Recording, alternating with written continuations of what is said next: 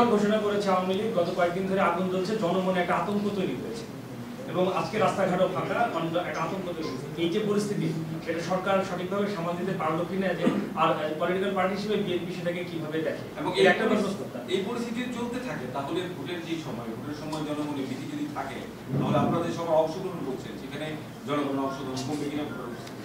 বাংলাদেশে নির্বাচন এমন একটি বিষয় আবার তো বলার অপেক্ষা রাখে না। বাংলাদেশের মানুষ নির্বাচন একটা উৎসবমুখ বিষয়। এখানে নির্বাচনের উৎসব বাংলাদেশের মানুষের জন্য, এবং এটার সাথে এই সমস্ত সন্ত্রাসী কর্মকাণ্ডের কোনো সম্পর্ক নাই। লক্ষ লক্ষ সেন্টারে ভোট হবে বাংলাদেশে, ঢাকা শহরের রাস্তায় তো ভোট হয় না। ভোট হবে সারা বাংলাদেশে 300 কনস্টিটিউয়েন্সিতে, লক্ষ লক্ষ পোলিং বুথে ভোট হবে।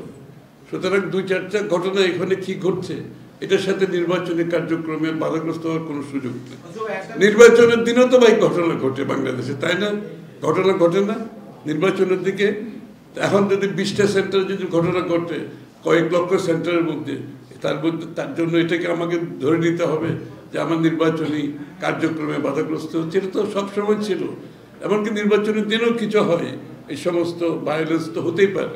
এটার সাথে নির্বাচনকে মিশিয়ে ফেলার, গুলিয়ে ফেলার কোনো সুযোগ নেই। যারা এই অপচেষ্টা করে তারা আসলে নির্বাচন চায় না, তারা গণতান্ত্রিক অর্ডারে বাংলাদেশকে ফিরিয়ে নিতে চায় না।